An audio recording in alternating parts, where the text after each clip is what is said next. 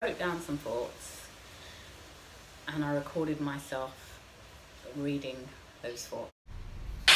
I'm in Ghana with an expired tourist visa and the borders are closed from Accra to London.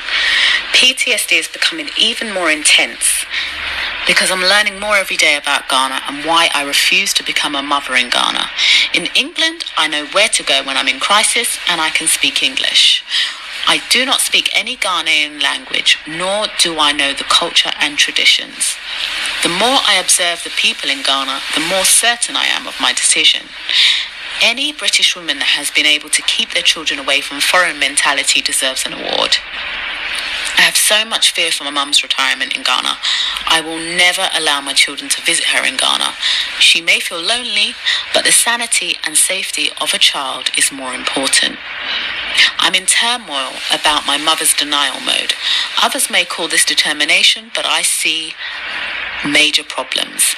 I can preempt future dilemmas that could affect my journey to motherhood because I don't know the solution. As an adult, I do not need the distraction from my responsibilities. The distraction has driven me to Ghana and kept me here right up until border closure. The idle time has forced me to think about the last 10 years of my life. The feeling of being out of control since May 2010 has led me to believe that's where my downfall started. And 2020 has been an absolute slap in the face. A slap in the face because I can see a way of life in Ghana that I didn't know about. When I become a mother, I will have to work hard to isolate my children from their way of life because my mum and dad were born in Ghana and I was not. So this week I'm reminding YouTube viewers that 4 years ago, Mondays were Motherhood Mondays on the Free Ems channel, where I discussed my journey to motherhood. Since I'm in the wrong place to be a mother, I'll share my thoughts with you until I reach my place of birth to take action. Now I'm in Ghana and I've made a decision not to start the journey towards motherhood here. I feel like I've been driven here and I'm learning why I shouldn't fantasize about this life in Ghana. I think my life in England for the last 2.5 years led me to believe that the goals that I wanted to achieve that I just couldn't achieve. I was just receiving too much rejection. It just seemed like I wasn't going to achieve anything. I reached out to departments of health and I reached out to family members. I guess they did the best they could. My relatives in London did the best they could, I suppose, and the Department of Health did the best they could. So I just thought, stuff it. I'm a black British woman. Let me just go back to Ghana and start. And I realised that whole fantasy of running away from, should I call it racism? No, I'm going to call it rejection. Running away from rejection.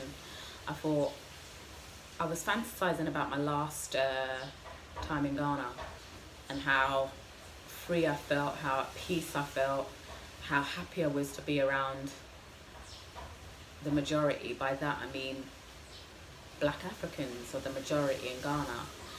Black Africans are a minority in England. So I just felt like, yes, that's how I felt in 2001 at the age of 18, 19, I think.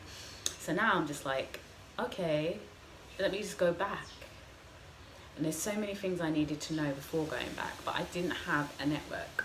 Like I said in my video that was supposed to be posted last Friday, the Ghanaians that I interacted with on the direction from my mum, I'm no longer in contact with them. So I don't have a Ghanaian network outside of relatives. And the relatives that I have in England that have been back to Ghana, I couldn't really reach out to them with that. It was just autonomy that made me think, well, should I call it autonomy? This circumstances just made me feel like I'm being rejected too much. I'm being rejected from gyms, I'm being rejected from jobs, I'm being rejected from voluntary, I'm being rejected from social events, just pure rejection, like, and I put it down to my race and my country of origin, should I call it country of origin, my mum's place of birth, and my race, not my gender, my race. So I thought, let me come to Ghana. And the free time has made me reminiscent, so I thought, stuff it.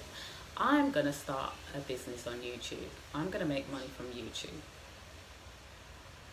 because of my education level,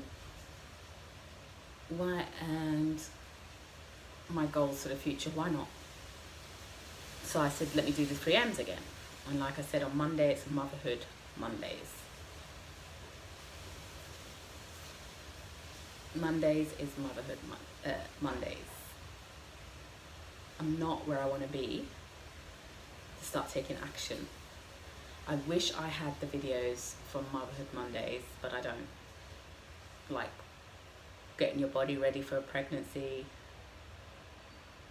getting your mind right for motherhood, seeking help from other mothers, other pregnant women, other women who are trying for a baby, seeking help and preempting before. I was really excited about it, but then things changed. I got a job in a fashion brand and I forgot all about the YouTube channel. I just forgot all about it. It was go, go, go with my job within the fashion industry, and that's all I was thinking about. That went belly up for reasons. I'd say my mental health.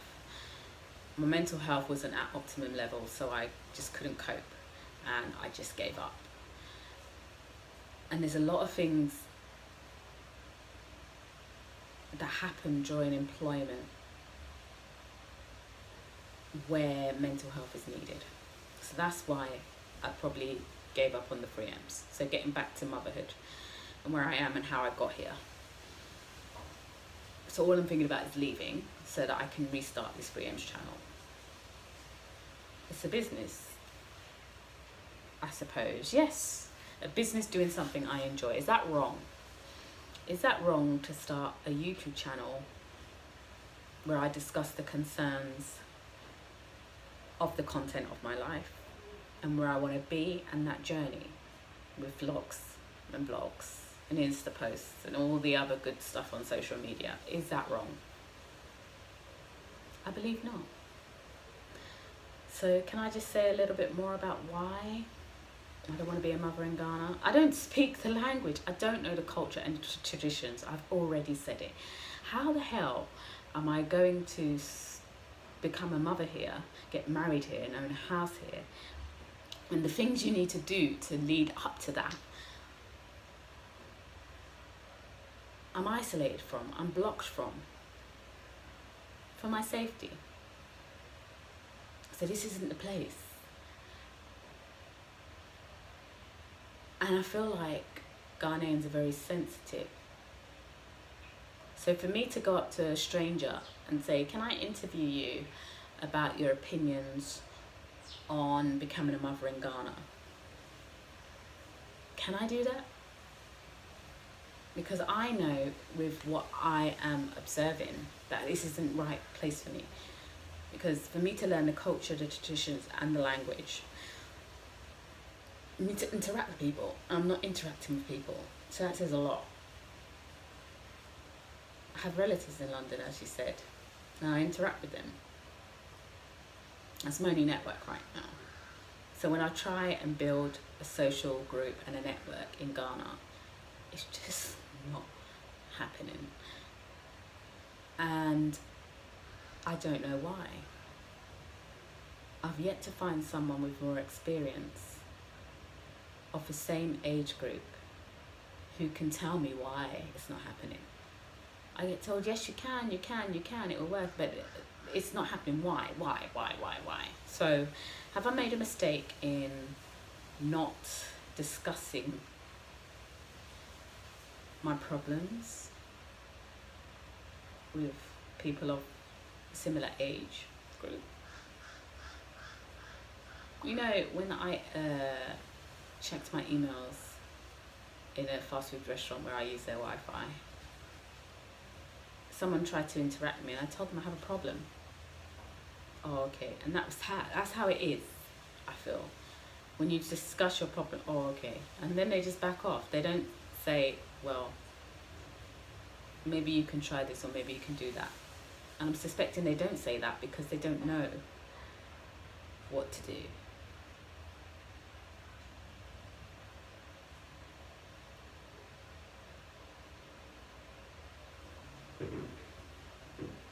When someone in England asks me for directions because they've encountered a problem, if I don't know, I usually direct them to a service that can help them, if I don't know. So that's the culture in England that I'm used to. Excuse me, mate, do you know where such and such is? Let me have a think. Yeah, turn left and then right, few minutes there, can't miss it. Dunno, should I check a map? If no one knows, I can look at a map, or I can go to my phone. So let me relate that back to, I have a problem in Ghana. I speak to the immediate network that my mum has, and I'm not getting the answers for direction from someone with more experience or knowledge. So that's why I use that experience, and that is why I don't want to become a mother in Ghana.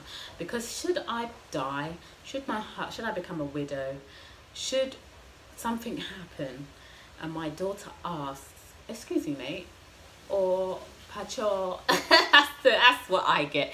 That's the first word that someone says to me, pacho, oh, it's just there, because I know where it is.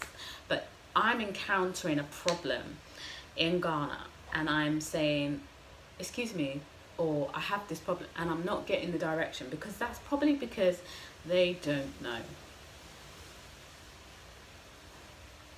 how to direct me to the solution. And that's why I don't want to be a mother in Ghana. If my daughter should grow, if something should happen to me, and my daughter has a problem, who is going to direct her in my place? Nobody. How will she direct herself to a solution? I'm here in Ghana trying to direct myself to a solution. I've been to the authorities that I'm aware of as a tourist, and I've yet to find an answer that leads me to solving the problem. That is why I don't want to be a mother in Ghana. I don't think it's a good idea for me to ask strangers, excuse me, can I ask you some questions? I'm starting a YouTube channel. I want to talk about being a mother in Ghana. Do you mind? They'll probably ask me to pay them. I don't have the means to access my money to pay you. Then you can go. I won't answer. That's probably what I'll get. So that is my reason speaking to you through this video of why I will not be a mother in Ghana, because if my daughter or son should encounter a problem and I am not able to be there to help them, who will?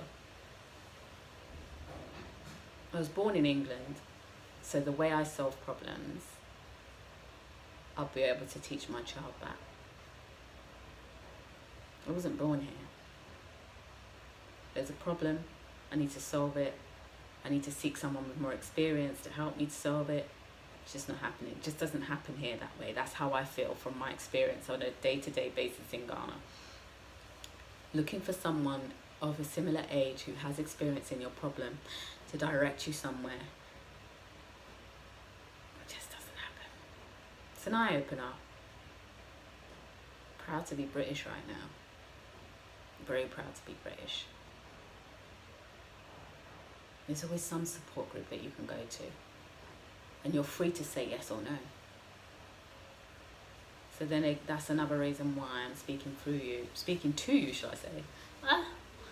Been here too long. Speaking to you. No, just no. I don't want my child going through this, encountering a problem and not being able to seek help from authorities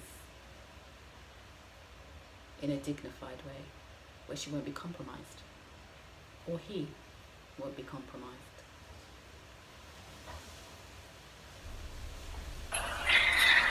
So today I'm reminding YouTube viewers that 4 years ago, Wednesdays were Wedding Wednesdays on the Freedoms channel, where I discuss my journey to marriage by getting rid of deceivers that pretend to be your life partner with the same goal. Since I'm in the wrong place for me to be a wife, I'll share my thoughts with you until I reach my place of birth to take action to marriage. Hey, it's Annabelle from the Freedoms channel, and yes, I'm discussing marriage on Wedding Wednesdays. I have to say it's possibly a blessing that I didn't get a relationship that resulted in marriage before this experience in Ghana, the global pandemic, lockdowns and border closure. Because if I had had a child or got married and ended up in Ghana during this global pandemic, lockdown, border closure, all that, I have no idea how I would have seen myself out of the problems that I have encountered, because the borders from Accra to London are closed.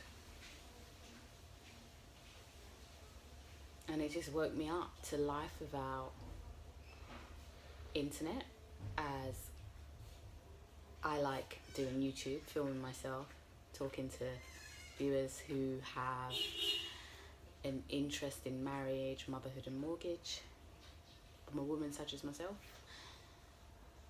How would I be able to post to you guys? I'd be able to film.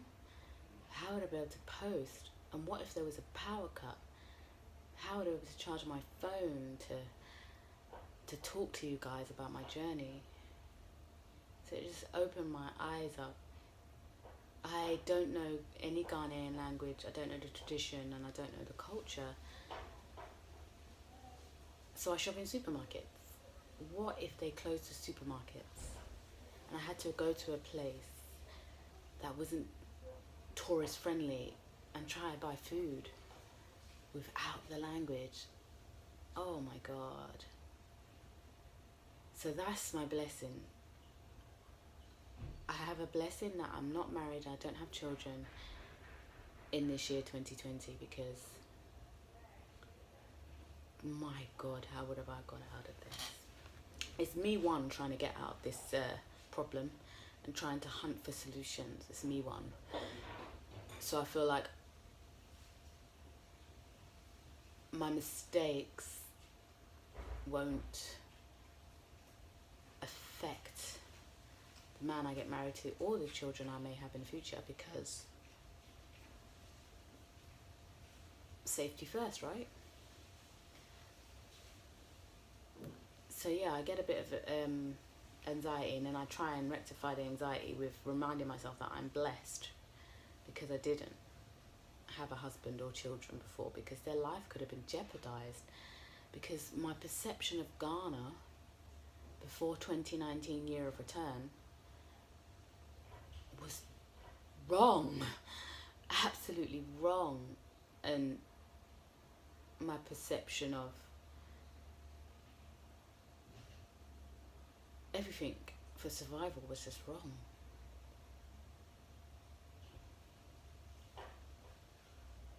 So yeah, that's what I have to say about marriage now. I've already said I won't be a mother in Ghana, so that concludes to I won't be getting married in Ghana, because of my experience during the global pandemic, lockdown and border closure in Ghana. I just wouldn't want any loved one, such as husband or children, to suffer like this. Well, I shouldn't, everyone's suffering, but you get it. Why? Do I have to really tell you why? Do I have to tell you why I don't want to get married in Ghana? I've just told you. My experience during the global pandemic in Ghana woke me up to fantasizing, as I said last week, about Ghana. So the shock and the overwhelming feeling I have to keep medicating it with. I am blessed that I didn't get married or have children before this.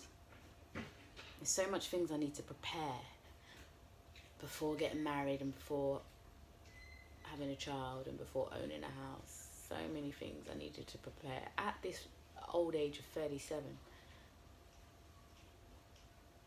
Because me before my 30s, it just wasn't on my mind. I kind of used to procrastinate, say, yeah, when I'm 30, I'll start trying for a child and whatnot. When I'm 30, when. But now, I look back to my perception of life. I was just having a great old time with the experience of being a British woman of African descent in London. The freedom to pursue a career, the freedom to start a business, the freedom to date, all those freedoms that I've experienced in London. And knowing that I was content with it. Yeah, I was content with that life. And then 2017 hit. So much trauma. So much trauma. I spoke about it on my old channel. The uncomfortable experience that has led me to poor mental health. And shocked me with the content of my life. And has spurred me on to start the 3Ms again. And I'm just thankful that I started it 4 years later, on the exact same day that I started a Facebook page. And the YouTube channel. It would have been great. You know, if anybody's watching this, if you remember the first attempt at the 3M's social media accounts, 2016, June 19, the videos, if I could go back, if anybody's been able to get those videos, or if anybody knows how to contact YouTube to get those videos, to have a look and just compare it to what's happening now, that'd be interesting for me, and for anybody that remembers it. I think that'd be interesting, because like I said, the shock and trauma of the last 2.5 years has just spurred me on to do the channel again. There's always an answer, there's always a solution, there's always a stepping stone to getting what you want, yeah? Out of life. Having a healthy, safe life. All that good stuff. So like I said, the only reason I will not date or do anything that relates to romantic life in Ghana is because of what I've experienced in the lockdown during the global pandemic. The difficulties of just getting stuff, because obviously I started going to the gym, and some of the gym users would tell me how their relatives in other countries have told them that people had an opportunity to shop in bulk before the supermarkets were closed. So all those basic needs, you had the opportunity to do that, and everything was shut down. No one was on the streets, apparently.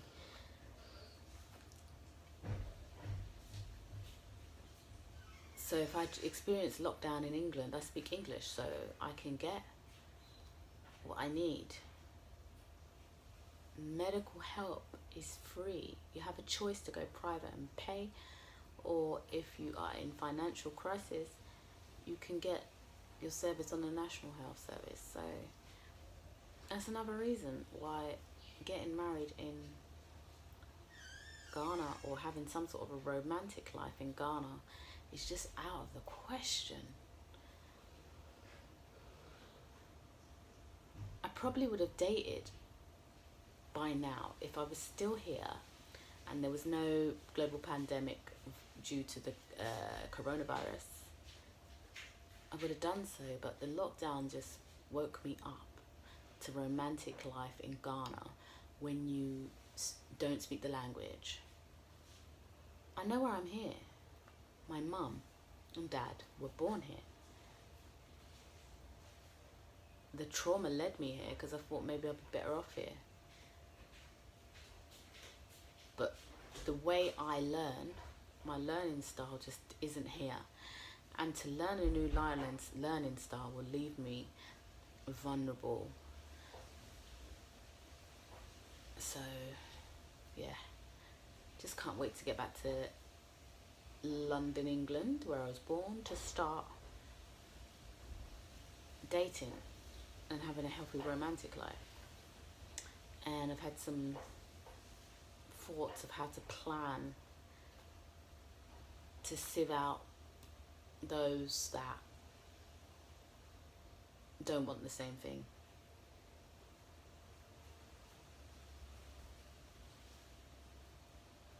Those that lie that they want the same thing. And, you know, string people along. It's a frightening thought that I'm going to actually go out there and date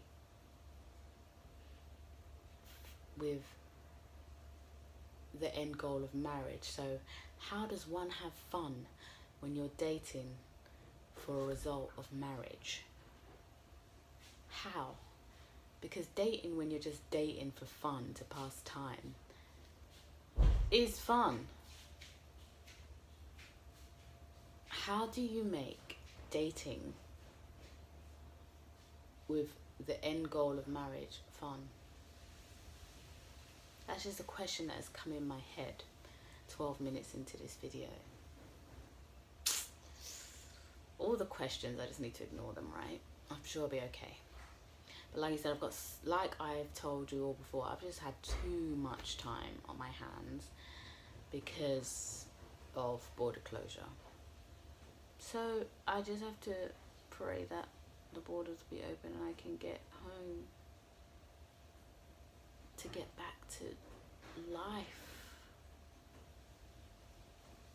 in style. Oh God, I'm just giving my scalp a break from cane roast. Like I said, I haven't been able to relax my hair here. Hey. Okay, so I'm out. Those are my thoughts on marriage, should I say, on Wedding Wednesdays. Okay, so surprise, surprise, I went to VitaCaf to ask for usage of their Wi-Fi, and he said that it's not working. So this is where I used to come at lockdown. I'll just show you where it is. It's an open gym. This is where I got Wi-Fi last time. I made a decision not to ask any locals for Wi-Fi because I don't need no problems for my future. So usually at this point on Fridays, I'll be talking about mortgage. To get a mortgage, you need money. You need money saved, and you need credit.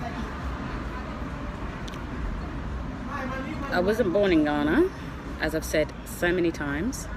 My mum and my dad were born in Ghana, and I was born in England. So because of my experience in 2019 and 2020 during lockdown, there is no way I would ever buy a house here.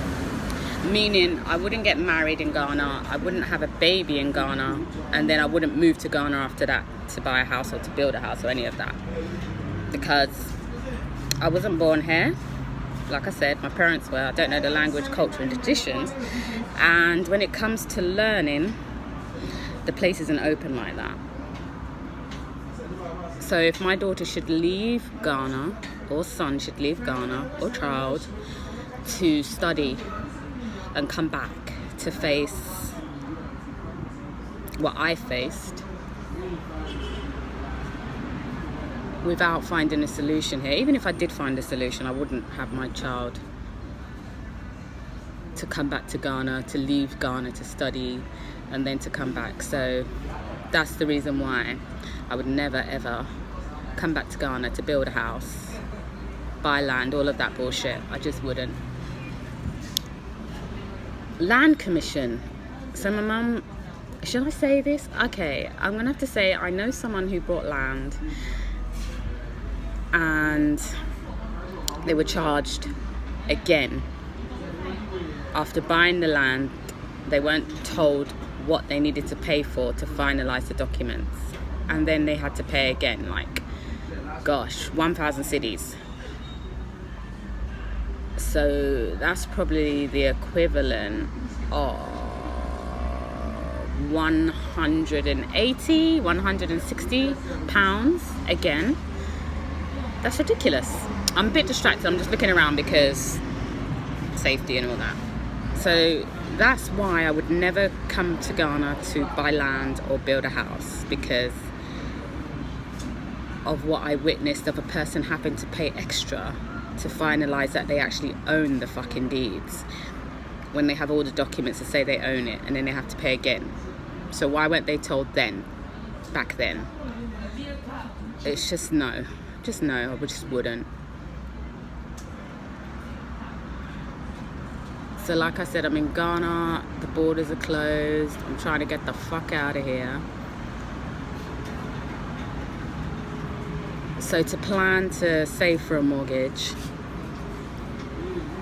and to repair credit in the place where I was born is what I'm trying to do.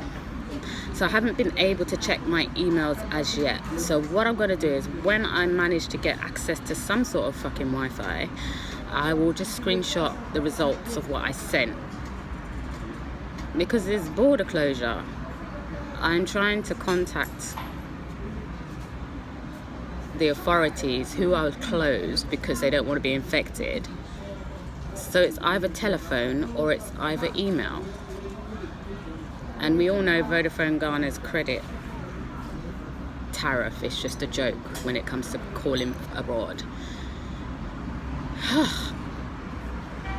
Who would want to be a tourist in Ghana? Oh my God, the Wi-Fi is not working in VidaCaf.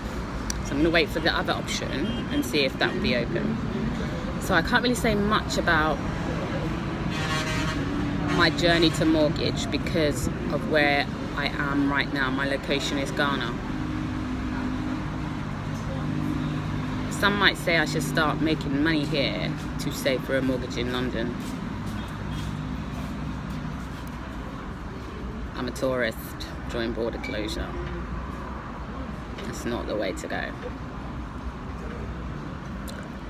So that's the decision that I've made. I'm speaking my truth because of my experience of what my mum had to do with her land that she brought way back, and to come back at the year of return and being told you have to pay 1,000 cedis again when you've already bought the fucking land. No. So that is my decision because of my experience of watching my mum. I'm going to just have to be brutally honest with everybody. Watching my mum's experience with buying land. I have not been in a close relationship with anybody who's been able to successfully build. So to build a close relationship with someone in Ghana who has had success buying land and building a house, it's just impossible because I don't speak any Ghanaian language.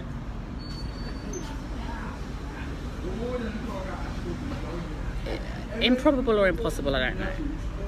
It's just not going to happen. So that is me speaking my truth about why I would never buy land in Ghana and build a house here. Because of watching my mum's experience in 2019. And I do not have any close friends in Ghana that has been successful that I could turn to for advice. So no, I will not be doing that. The place of birth is where I would do that because there's services that you can contact for advice on how to go about things when it comes to property and land in London, England. So that's what I'm striving for. So, surprise, surprise, I should have filmed it. I used to come here to do an aerobics lesson when I had a goal of getting in shape. And during lockdown, they stopped it, and they've just started it, surprise today. And right now, it's not my priority to be signing up to any gym or doing any exercise class. I'm trying to get the fuck out of here. Okay, so that's me signing out, talking about mortgage. There's not much I can say. I've told you my decision, told you what I believe, and where I am right now, my location is causing a barrier to me taking action towards meeting that goal of having a mortgage. So here's me signing out.